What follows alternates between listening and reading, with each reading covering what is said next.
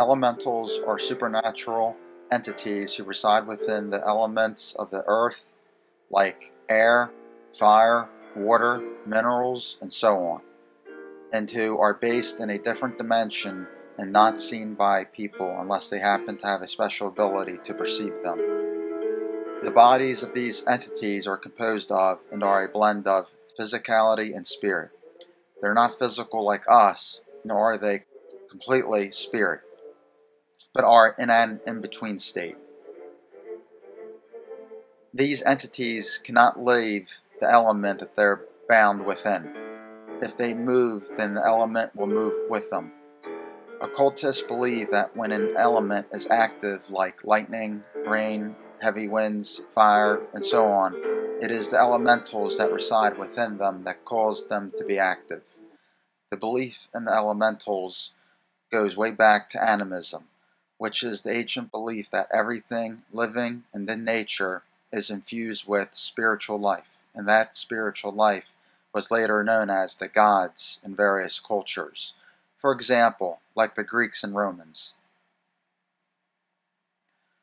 Occultists in the past have performed rituals in order to summon these entities in the belief that they can control the elements to perform magic on their behalf. It is believed as well that these elementals can mate together and have children, and in some rare scenarios, they can manifest in our dimension and mate with a human and produce hybrid beings. This same scenario can be found in traditions from all over the world. The gods in world mythology, the incubus, succubus, and fairy phenomenon of Western Europe, the vampire in Eastern Europe, and the jinn of the Middle East, and so on, have all chosen mortals to have affairs with to produce hybrid offspring. Elementals of the lowliest sort are known to visit people who are going through a serious alcohol withdrawal, known as delirium tremens. And psychologists say that people suffering under this condition will see snakes, dogs, and insects that are, according to occultists, forms taken by some of the elementals. Author Edward Waite, a member of esoteric orders and an occult scholar, wrote in his book, Occult Sciences, concerning these elementals, stated, quote, "It must be remembered that there are all the millions upon millions of elemental spirits of the planets, of the zodiac, and of the fixed stars." End quote. Waite then goes on to further state, quote, "Then in each element there are spirits partaking of all forms, mixed and simple, of the animal kingdom, every form of bird, beast, fish, reptile, and insect, sometimes in the simple form, but more often compounded with each other and with man." End quote. Now, what is amazing about what Waite documented concerning these elementals is that they are still encountered by people in more recent times and are now known as the UFO alien abduction experience. UFOlogists and abduction researchers have documented the ETs as looking like insectoid-like humanoid beings, reptile-looking entities who all have human-type bodies, and researchers have also documented giant praying mantis-type creatures as well. All of this is reminiscent of the elementals who are described in the same ways.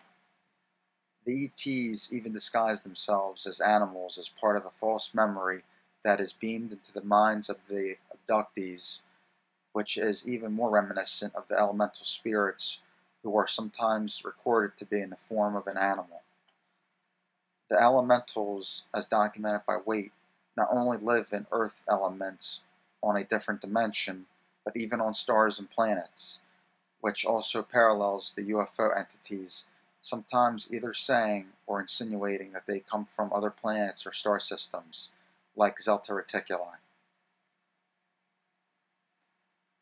Just like the elementals mating with humans to produce hybrid children, we see the same parallels concerning abductees, who, in some cases, have memories of mating with aliens to produce a hybrid that is later exposed under hypnosis to be false memories that hid what really happened concerning the creation of a hybrid.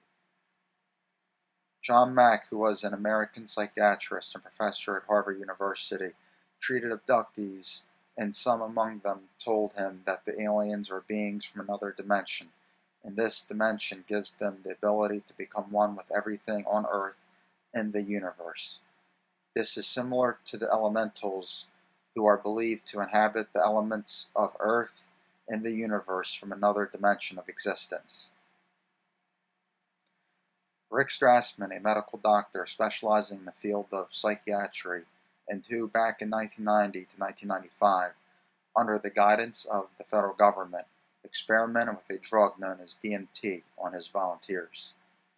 He documented in his book, DMT, the Spirit Molecule, encounters that his volunteers had under the drug that caused them to go into an altered state and see different worlds, tunnels of light, high-tech environments with entities in them that are described in the exact same way as the UFO abduction phenomenon.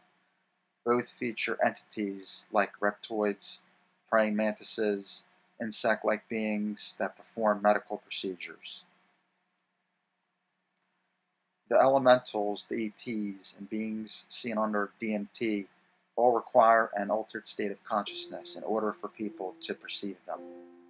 This is the reason why the abductee can see the UFO and the aliens during the beginning of their abduction, while people around or near the abductee see nothing. It is due to the abductee being in this altered state, as believed and documented by John Mack in his book, Passport to the Cosmos.